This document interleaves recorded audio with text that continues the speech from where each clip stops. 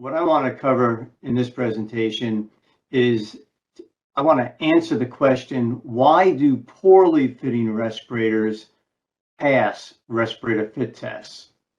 And the answer to that, there's several different reasons why this occurs. Certainly human error is probably the most common, but then we also, whenever you have a fit test operator, we're dealing with human behavior. We have training issues with regards to the person who's doing the fit testing, concerns regarding lack of supervision of that fit tester, and then sometimes the fit tester will make modifications to the testing equipment.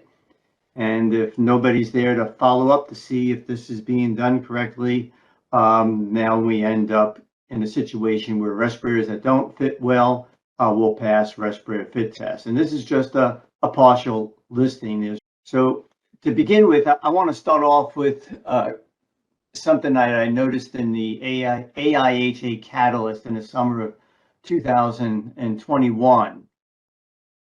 And in this article, well, actually in this post rather, it said, quote, "With respect to poor fitting filtering facepiece respirators, one of our hospitals tested over 200 different brands and models of FFRs. They found only 8 that could be reliably used in their workforce." So that's addressing what I'm not going to be talking about. They're addressing poorly fitting respirators. But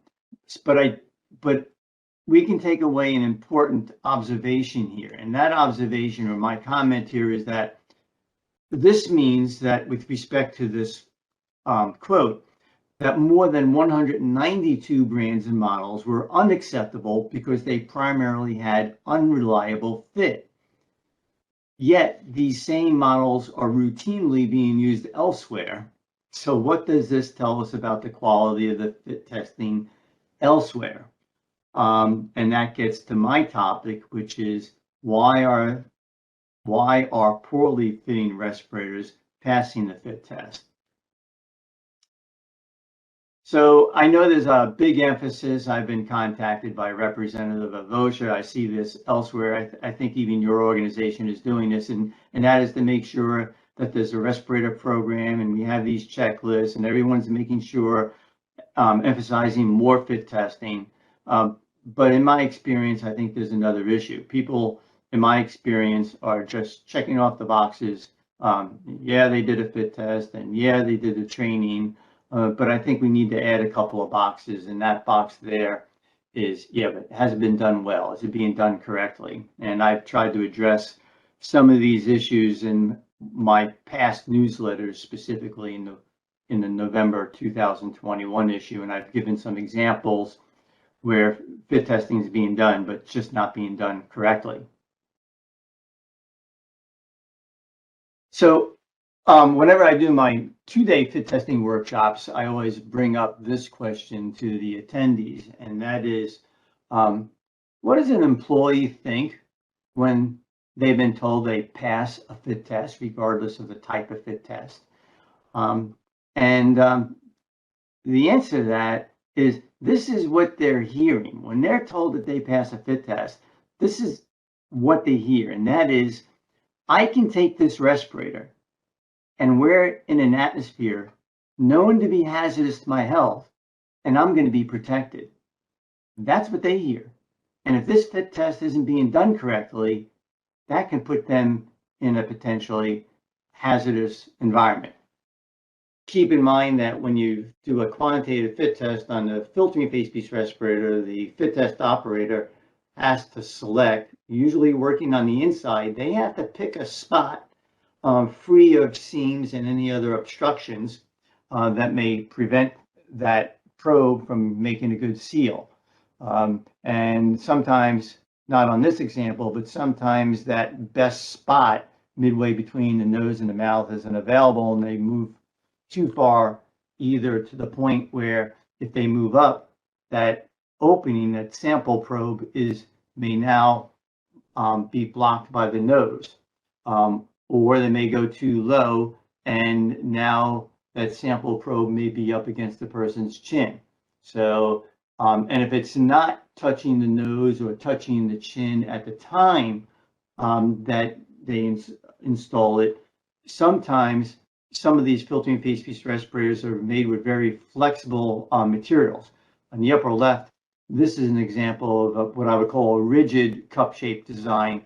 It frequently isn't going to collapse when the person inhales, but go back here. On some face pieces, such as this one here, there is very, very little dead space in this respirator. That's great for breathing. I mean, it makes it easier to breathe. You have less dead space, so that's a good feature. On the other hand, it becomes a nightmare for the fit test operator, because what happens is you're trying to find a cavity to take an air sample from, and then every time that person inhales, that face piece collapses against the face. And now when it collapses against the face, your equipment is not able to suck air from the interior of the face piece. And now if there is a leak, you're not going to be able to make a measurement, or you're not going to detect that leakage. And then in other cases, when we ask why do poorly fitting respirators pass respirator fit tests, there are things that are going to be common to both qualitative and quantitative fit tests. And I'll just use this example here of the rainbow passage. Not a lot of people that I fit test. So when you're looking at blue collar workers, their reading skills may not be very good.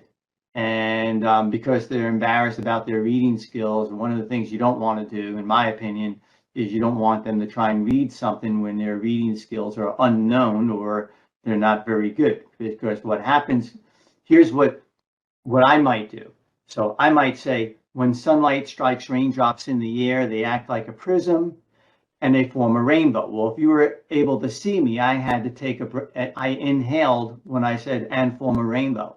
If I inhale, now if there's a leak, now that leak will be detected. That person, if they're spraying sweetener or Bitrex, they may taste the sweetener or the Bitrex.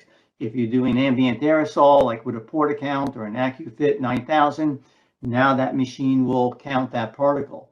However, if the person is embarrassed about their reading skills, instead of reading it loudly, they end up doing, and you may not hear it, but they go, when sunlight strikes raindrops in the air, they act like a prism and form a rainbow. The rainbow is a division of white light into et cetera, et cetera, et cetera. So what happens here is they're not moving their jaw. They're not challenging that face piece. They can go for a much longer length of time before they ever inhale. And if you don't inhale, it doesn't make a difference. You can have a leak, but if you don't inhale, you're not going to capture that challenge agent. You're not going to measure that challenge agent. That respirator is going to pass. The other thing is, in my opinion, too many fit test operators, they're kind of afraid that they don't want a person necessarily to pass. They may not, to fail. They may have lots of pressure by their employer. Maybe they're expected to do 4 fit tests an hour or some other number of fit tests per hour. So when they ask a person to turn their head, that person's maybe not turning their head. Maybe they're not evaluating it properly to make sure that they actually inhale when they turn their head. And it doesn't make a difference if you're using sweetener or Bitrex or ambient aerosol. If that person doesn't inhale when their head is turned, then you're not going to measure that leakage adequately. So my plan was to try and go about 40 minutes, between 40 and 45 minutes, and I think that I'm pretty close to that right now. I can't read this on my slide, but I believe it says that this was just a tip of the iceberg. There's many other reasons why poorly fitting respirators can pass a fit test. Most other people concentrate on the opposite, why good fitting respirators fail. I'm taking my concern often is that's a poorly fitting respirator and it just passed that fit test, but I'm not confident you did this correctly. Let's investigate this. Testing. So how are you sure that tasting the Bitrex is not fit failure, but persistence of the Bitrex taste? Okay, so this is what most people cover. Most people are covering, in that case, what's going to happen is that you have a good fitting respirator that gets rejected. It's the opposite of what my presentation has been, and that's okay.